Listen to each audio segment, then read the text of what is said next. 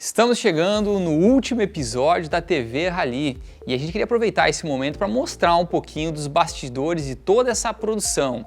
Ao longo dos últimos 6 meses, nós colocamos no ar 33 episódios que vão ao ar quase que semanalmente, trazendo aí um pouco das informações de campo que nossas equipes estavam coletando e conteúdo de relevância para o setor. Tudo começa na reunião de pauta, na qual é decidido o tema que nós iremos trabalhar ao longo da semana.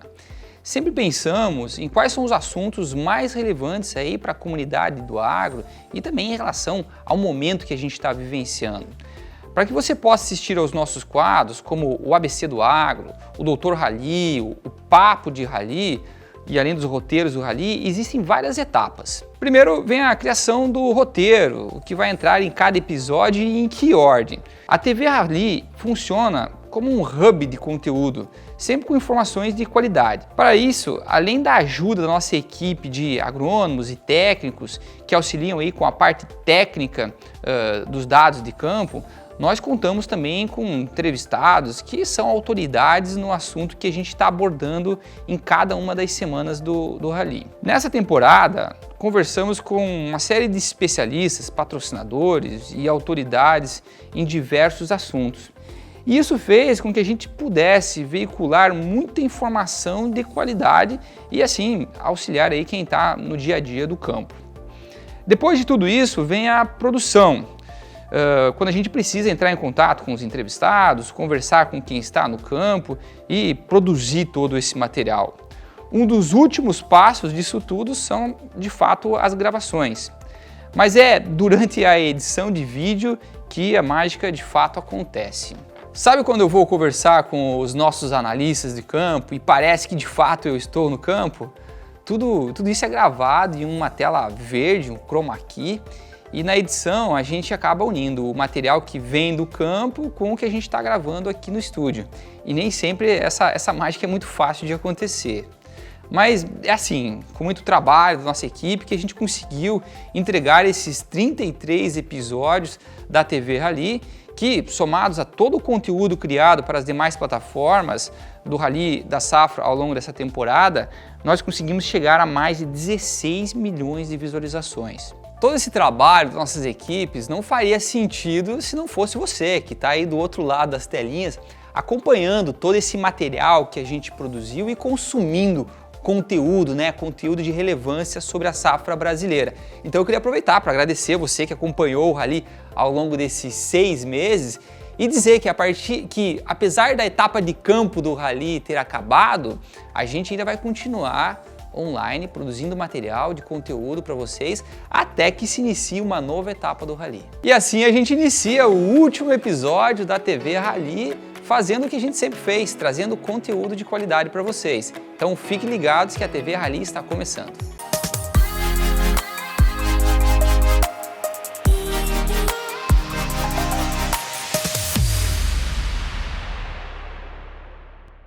Agora sim, está no ar então o último episódio da TV Rally, num programa que a gente vai trazer a entrevista com o professor Geraldo Papa, da Unesp, para falar um pouquinho sobre as principais pragas do milho e com a participação também do Fábio Silva, especialista da FMC. E no episódio de hoje a gente traz os números de fechamento da etapa milho do Rally, os números que a gente apresentou no último dia 24/6 e que a gente compartilha hoje aqui com vocês também. Mas antes, vamos fazer aqui um balanço sobre toda a etapa de campo do Rally da Safra. A gente trouxe aqui o nosso infográfico para compartilhar com vocês. Vamos lá, temos aí 57 mil quilômetros percorridos por todas as nossas equipes ao longo dessas 24 equipes que foram ao campo. Como vocês podem ver, os principais estados aí de produção agrícola a gente conseguiu visitar, esteve lá presente fazendo avaliação de campo. Ao todo, conseguimos fazer 1.109 amostras em lavouras de soja e agora na etapa milho, outras 450 avaliações. Ao total, foram 516 municípios visitados e 101 reuniões aqui com produtores, no quais a gente conseguiu levantar um pouco mais de dados qualitativos sobre essa safra. Realizamos aí 5 grandes eventos virtuais e também realizamos aqui também mais as edições do Rally da Safra Talks, que foi programas que foram ao ar aí para conversar com especialistas em cada um dos assuntos. Vamos dar uma olhada então nos números de fechamento da etapa milho do Rally da Safra? No último dia 24, a gente fez um evento bem bacana com a participação de representantes das principais cooperativas das regiões percorridas pelo Rally para debater um pouco o que a gente viu no campo e a visão deles da região em que atuam. Desde o início da etapa milho do Rally da Safra, a gente já vinha trazendo aqui relatos de que essa seria uma safra muito difícil, a começar pelo atraso no plantio dessa safra, que talvez seja a marca que caracteriza muito essa safra de milho. A gente teve plantio dentro de uma janela de risco climático muito elevada. A gente viu o milho sendo plantado ao longo do mês de março, ao longo do mês de abril e até em maio teve algumas regiões aí que estava plantando milho. E isso trouxe já um primeiro fator negativo para essa safra que nos empurrava para uma janela de risco climático muito elevada. E acabou que de fato, ao longo dos meses de março e abril, a gente teve muita pouca chuva. Algumas regiões passaram mais de 70 dias aí sem chuvas e isso prejudicou muito o desenvolvimento das lavouras. Uma das coisas que a gente viu muito no campo foi aqui um descasamento, inclusive, de polinização. Ou seja, a parte masculina da planta estava pronta e a parte feminina não. E muitas lavouras que a gente avaliou, a gente verificava que ou não tinha aí uma formação de grão, ou não teve um enchimento desse grão em função da falta de chuva.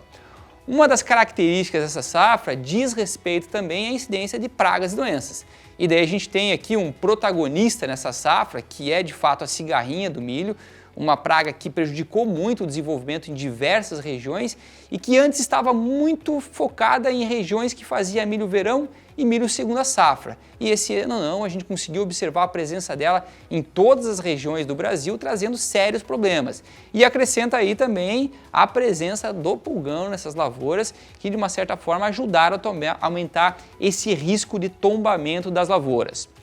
Parte significativa dessas regiões mais afetadas que nós visitamos, a gente viu que inclusive não vão ser colhidas. Lavouras aí que a gente estimava produtividades abaixo de 10 sacas e essa é uma realidade muito presente aí quando a gente olha para o sul do MS ou quando a gente olha para o norte do Paraná.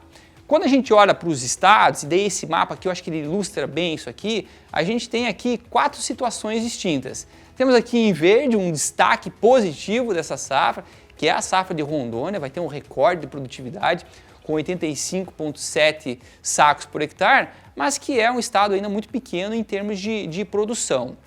Quando a gente olha um segundo nível aqui, a gente pode falar dos estados do Norte e Nordeste, colocando aqui o Maranhão, Piauí e Tocantins, que são estados que vão ter uma queda de produtividade de até 10% em relação à safra passada, o que é um resultado bom diante de todas as condições climáticas que a gente teve nessa safra. E daí a gente começa a entrar aqui para estados que têm uma quebra acima de 10%, mas limitada a 20%. E eu destaco aqui o estado do Mato Grosso, que é um estado muito importante em termos de produção nacional e que teve também problemas ao longo do desenvolvimento dessa safra. Podemos citar aí talvez a região sudeste do estado, lá a região de Rondonópolis e Itiquira, que também tiveram sérios problemas, mas tivemos outras regiões que não tiveram tantos problemas assim. Vamos falar do oeste do estado, região de Campo Novo, Sapezal, ou o próprio nordeste do estado, que está tendo uma boa produtividade. No contexto final, a gente está falando que o Mato Grosso vai colher uma safra de 94,5 sacos por hectare, que sem dúvida é longe do que o produtor estimava ou gostaria de colher, mas ainda é um resultado ainda satisfatório. Nessa mesma faixa aqui de quebra entre 10% a 20%, a gente pode destacar o estado de São Paulo também, que tem prejuízos muito grandes, principalmente quando a gente vai para o sul do estado e que deve colher uma safra em torno de 60%. E daí vem as situações mais críticas. Você vê que a gente pula aqui, não temos nenhum estado com queda de 20% a 30% e a gente pula já para esse outro quadro de quebras acima de 30%.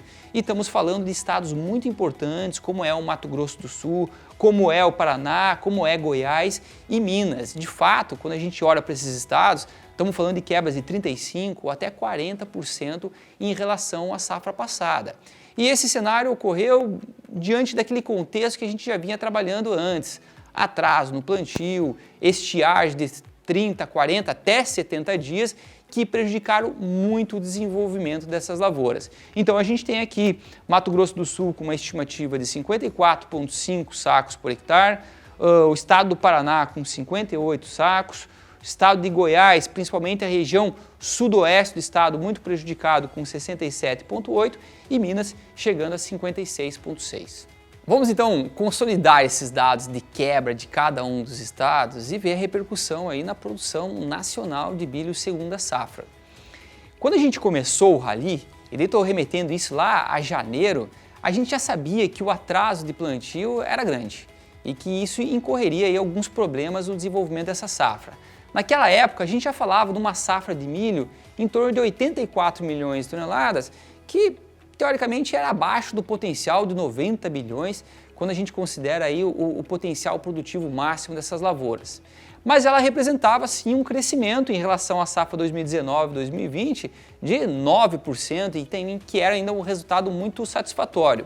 E isso decorria de uma área plantada de 14,3 milhões de hectares e uma produtividade média estimada em 98 sacos. Na medida que a gente foi avançando o rally e também a colheita de soja avançou e a época de plantio do milho ficou mais claro, esse cenário foi mudando e mudando para pior. Em abril a gente já falava de uma safra de 78 milhões de toneladas. Em maio, quando a gente começou a etapa milho, a gente já havia reduzido para 66,2 milhões de toneladas. E depois de ter feito todo esse trabalho de campo, ter conseguido lá olhar a questão de população de plantas, olhado muito a formação de grão nas espigas e peso de grão, a gente chegou a uma estimativa de 65,3 milhões de toneladas. Isso representa uma queda de 15% do que a gente teve aqui na safra 2019-2020. Esse resultado só não é pior porque a gente tem aqui um incremento de área significativo. A nossa área, e depois de a gente consolidar dados de venda de insumos e também acompanhar um pouco da evolução do campo, a gente alterou para 14,7 milhões de hectares, o que corresponde a um crescimento de 9,3% em relação à safra passada. Mas quando a gente olha para a produtividade final, ela ficou aqui 22% abaixo da safra passada. Estamos falando de um resultado de 74 sacas por hectare. E isso consolida esse dado que a gente vinha trabalhando no rally, mas também que não é um resultado final. Porque como a gente falou, essa safra está muito atrasada, tem muita lavoura no campo se desenvolvendo e inclusive ao longo dessa semana aqui a gente teve geadas aí em proporções históricas e que certamente vão afetar também o desenvolvimento de uma série de lavouras que ainda estavam em fase crítica. E o Rally vai continuar acompanhando um pouco dessa situação, conversando com produtores, nossos técnicos estarão ligados com o campo aí para entender o que acontece também a partir de agora e trazer essas informações para vocês. Vamos fazer um intervalo? E na volta a gente vai ter a entrevista com o Geraldo Papa, da Unesp, falando sobre as principais pragas de milho que afetaram essas lavouras e com a participação do Fábio Silva, da FMC.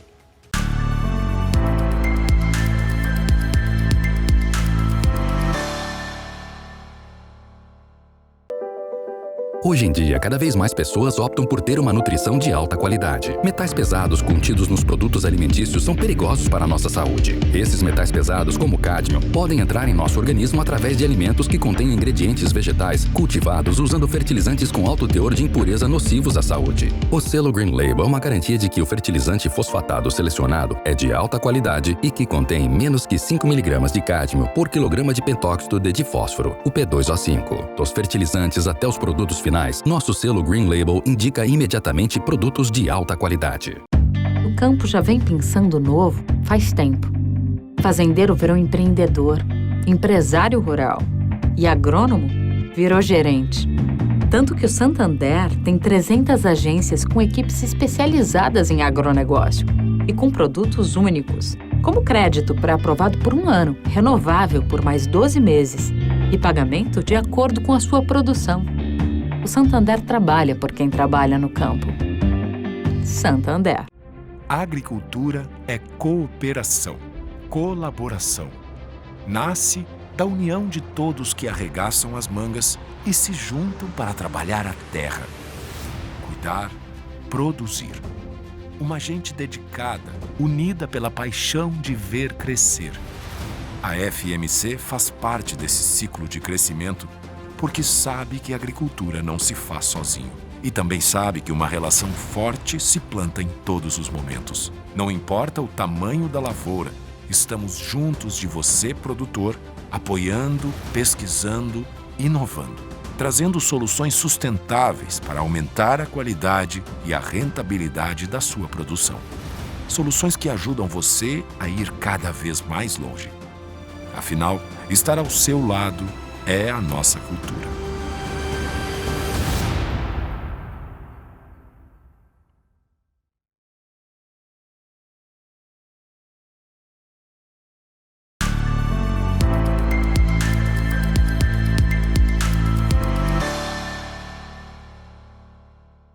Estamos de volta com o último bloco da TV Rally.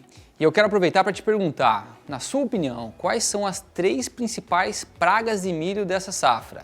A gente teve a oportunidade de debater esse assunto com um especialista, que é o professor Geraldo Papa, lá da Unesp, que trouxe um pouco da visão dele de quais foram as principais pragas, junto com o Fábio Silva, especialista da FMC, e nosso analista de safra, que percorreu também todas as regiões do Brasil, Bruno Fardim. Vamos dar uma olhada? É muito bom recebê-los aqui mais uma vez na TV Rally da Safra. A gente está hoje com o Fábio Silva, nosso parceiraço aí da FMC, e também com o pesquisador e professor Geraldo Papa. Então, sejam muito bem-vindos aí para mais esse episódio da TV Rally. Obrigado a vocês, obrigado aí. Então, estamos aí, é um prazer poder participar com vocês também desse evento e desse programa tão importante para nós. Muito obrigado pela oportunidade. Muito bem, muito feliz de estar aqui, né, mais uma vez com o Bruno e com o Fábio, um bom e velho conhecido, e a gente vai falar de um assunto que é nosso dia a dia, então é muito bom. Falar de milho, de pragas e da nossa agricultura pujante. É isso aí. Maravilha, e é exatamente esse o assunto, né, professor Papa? A gente já teve aqui na etapa de soja com o Fábio, falando um pouco sobre os nematóides, né? A gente já teve com você aqui também, professor Papa, falando sobre as pragas da soja. E agora a gente tem um outro item que deve ser ressaltado, né? Que são as pragas do milho safrinha. O milho safrinha que está no campo aí sofrendo bastante com a seca, né? Uma quebra de safra histórica aí para esse milho de segunda safra. Mas a gente não pode deixar de abordar outro tema que vem puxando essa produtividade um pouco para baixo, né? Que são as pragas que estão presentes no campo. Então, acho que o primeiro ponto, e é uma dinâmica que a gente já tinha feito anteriormente, eu queria que vocês pegassem um papel aí e escrevessem, né? Quais que são as 3 principais pragas que vocês destacariam para essa segunda safra de milho, né? Eu vou anotar as minhas aqui também, e depois a gente dá um confere e vê se bate as informações. Estamos anotando. Então, Quer vamos começar, lá, professor? Começo. Deixa eu ver se está na câmera aí certa, a letra é feia, mas é a cigarrinha, né, Spodoptera, e o percevejo barriga verde. Eu só inverti a ordem, viu, Papa? Ah, bom, na verdade eu não pus na ordem aqui. Não, tudo bem, não, eu só inverti a ordem, assim, não acho que pelo grau de importância. Isso, mas eu também considerei as 3 pragas como as 3 que eu vejo também que são as mais importantes também no milho, principalmente no milho de segunda safra.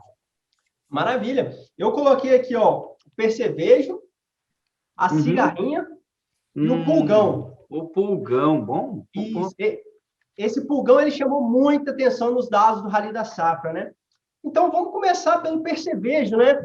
Eu lembro aqui na etapa soja que o professor Papa ele falou muito bem, né? Olha, muitas das pragas do milho, você tem que olhar para a cultura anterior, que é a soja, né? Principalmente quando a gente se refere ao percevejo barriga verde, que ele se esconde ali na palhada. E a gente teve também uma colheita de soja um pouco atípica, né? Um pouco com chuva ali, que atrapalhou o manejo dessa praga. Então, foi uma praga que nós 3 destacamos aqui, né? Percevejo. Professor Papa, o que você tem visto no controle de percevejos? O que tem dificultado esse controle efetivo dos percevejos para essa segunda safra de milho? Bruno, a situação mais difícil de controle do percevejo, do barriga verde, é o hábito dele. só fazendo uma analogia rápida com o percevejo marrom da soja, ele é um percevejo exposto, ele fica ali, andando. E o marrom, o barriga verde, ele não se expõe, ele tem hora para comer, ele tem hora para sair, ele fica sempre sob a palha, ele fica mais escondido, é mais difícil chegar nele. E uma coisa que não era comum é a sua sensibilidade a inseticida, ou seja, ele costumava ser mais sensível aos inseticidas, eu estou falando de sensibilidade natural, não de resistência, correto, que o marrom da soja. E agora a gente tem feito trabalhos, né, eu, mais colegas, e visto que está se invertendo isso, né? Ele está perdendo essa sensibilidade e sobrevivendo, inclusive, mais que o marrom. Mas o controle realmente começa na soja, eu sempre falo, a soja é o grande oceano, é onde tudo é gerado, né? São 30, arredondando os números aí, 38 milhões de hectares, você vai depois para um mar chamado milho, que é 17, depois a cana 10, e por aí vai. Mas tudo começa na soja, e ele não é uma praga tão importante como o dano direto em soja, porém ele se reproduz ali, e dali o milho, que é muito mais sensível à sua toxina, no que aponta ali, o produtor, às vezes, acha que não tem, porque ele está lá escondido, e a hora que vê, ele já injetou toxina, e o milho responde de forma impressionante a toxina do barriga verde. Entendi, não, perfeito, Fábio.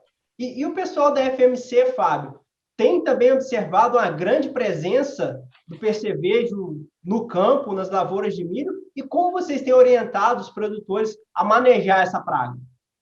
Então, eu concordo com o número geral, com tudo que o professor falou aí, e parte da nossa recomendação está em linha com o que o professor está falando, né? O professor falou. Ou seja, identificar a espécie, entender o hábito da espécie, para saber o que recomendar e como não recomendar. Uma das estratégias que nós temos adotado é para tentar mitigar o dano na cultura do milho, tentar monitorar e se encontrar a espécie logo antes da colheita ali, tentar fazer o manejo do percevejo na pré-colheita da soja, antes da colheita da soja, para tentar diminuir essa população que irá para a cultura da soja. E em alguns momentos também, dependendo da população da praga, muitas vezes nós recomendamos, não sei se o professor concorda com isso, mas também uma aplicação antes da semeadura do milho, ou logo após a semeadura do milho, tentar diminuir essa pressão dessa praga, para que ela não tenha uma população muito alta, para que o dano inicial da cultura seja diminuído. Essa tem sido, é lógico que depois, após a emergência, você tem o manejo da cultura também, mas nessa transição citada pelo professor, nós temos tido a recomendação de fazer a aplicação antes da colheita da soja, logo ali nos R6, no R7, por ali, para tentar diminuir essa população e, se necessário, também talvez fazer uma aplicação antes da semeadura do milho ou logo após a semeadura do milho para tentar diminuir essa pressão dessa praga. Muito bom, Fábio. E eu trago um dado do Rally aqui para a gente conversar também, né? É interessante que quando a gente vê a presença de percevejo, quanto mais elevada ela estava em algumas regiões, menor era o número de espigas por planta. Correto. Então, a gente sabe que tem uma relação ali, né, dessa praga com... claro, tem outros fatores, né, mas ela vem, sim, a contribuir negativamente para a produção de espigas viáveis na planta, né? É isso mesmo, professor Papa? Sim, o dano é terrível. O que o Fábio falou, inclusive, o que tem acontecido? Não era comum você, no final do ciclo da soja, você ver barriga verde, correto, cair em batida de pano. Por quê? Porque ele gosta de ficar escondido. Acontece que a população está tão alta que ele está, quando você vê barriga verde na soja, quando você vê que você está andando ou quando ele cai na batida de pano, lembra que eu falei que ele fica escondido? É porque ele está em dispersão, ou seja, a população está lá na casa do chapéu, está altíssima.